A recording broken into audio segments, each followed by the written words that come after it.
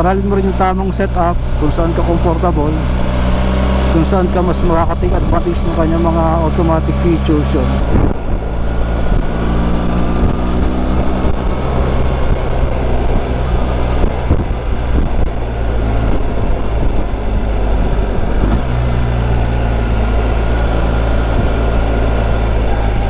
Yung maganda rito, nag-automatic yung kanyang yung kanyang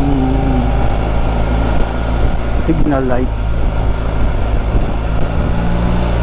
So, hindi ka na mo problema kung i-off mo, kung turn off mo yung signal light once you activate it. Kasi kung saan na siya mamamatay, automatic na. Sa two wheels kasi mahirap kapag maraming ginagalaw yung kamay mo instead na handlebar control lang. So malaking bagay yun na na naging automatic. Yung comfort, mamaya pakita ulit natin. Yan, parang dito i-turn natin yung signal light natin. Yan, right turn tayo, pero mag-automatic na siya. Pagka right turn natin, automatic na yan mga idol. Hindi mo napapatayin. Ayun, diba? Automatic. Wala tayong ginawa, pero nag-turn off na siya automatically. So yun yung isang magandang feature ng to, ng two wheels ng ng BMW.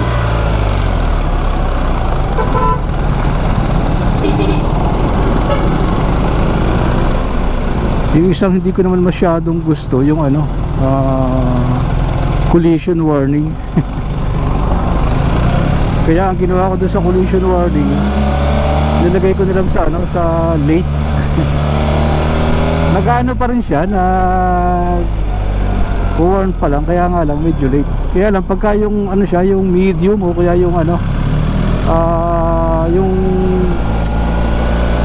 sensitive masyado, nagka-cut off yung power nakakainis. Bigla nagka-cut yung power, tapos tatakbo ka pa rin naman, diretso ka pa rin naman. Kaya lang magugulat ka kasi supposedly hindi ka naman titigil, pero bigla siyang titigil. So yun yung isang medyo yung kaya nilagay ko siya sa late.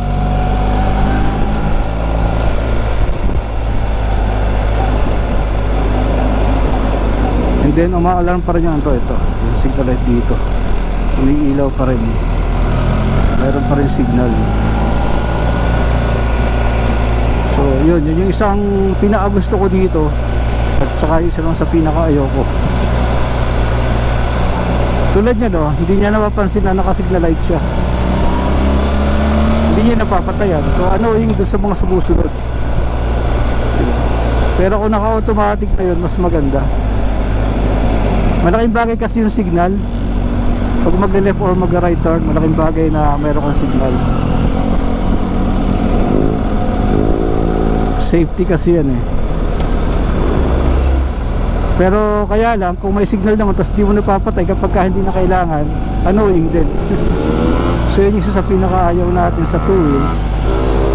Yung mga natin two wheels na walang automatic signal light turn off. Unlike dito sa BMW, meron siyang ganon, automatic turn off. Ulitin natin, dito naman tayo sa left turn.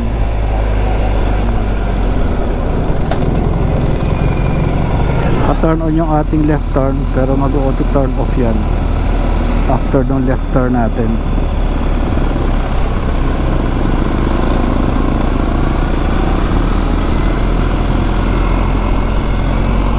Ayun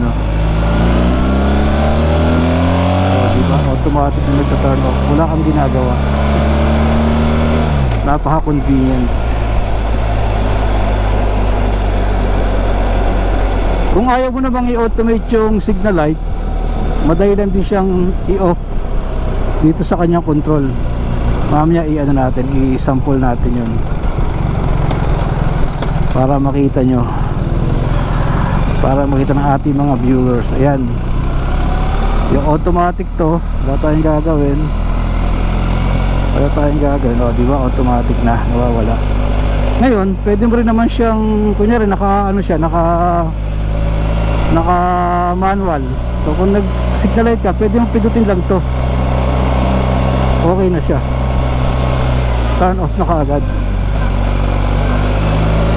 Normally kapag siyempre turn left, di ito turn left, turn right, turn right mo dito, left naman dito kabila. Pero pag yung off niya, pipindutin mo lang ng isa, ayun off na siya. So madali lang din as compared dun sa ibang two wheels, medyo malayo yung yung distance siya on and off. May neutral position. Ito wala na to, automatic to. So napakaganda. Yung isang pinaka gusto ko rito sa GSA 1300 na feature.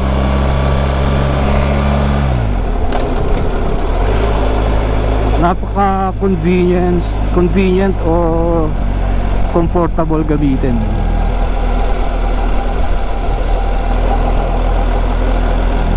Super convenient, super comfortable. Kumbaga nakapokus ka na lang ngayon sa pag-ride, hindi mo naiintindihin yung iba. So yung safety niya talaga napaka super. Kailangan mo lang aralin, syempre aralin mo pa rin, hindi pwedeng hindi. So aralin mo rin yung tamang setup, kung saan ka comfortable, kung saan ka mas makaka-take advantage ng kanyang mga automatic features. Yun set up mo lang ng ayos dito sa kanyang sa kanyang system, and that's it. Alright, maraming salamat mga idol.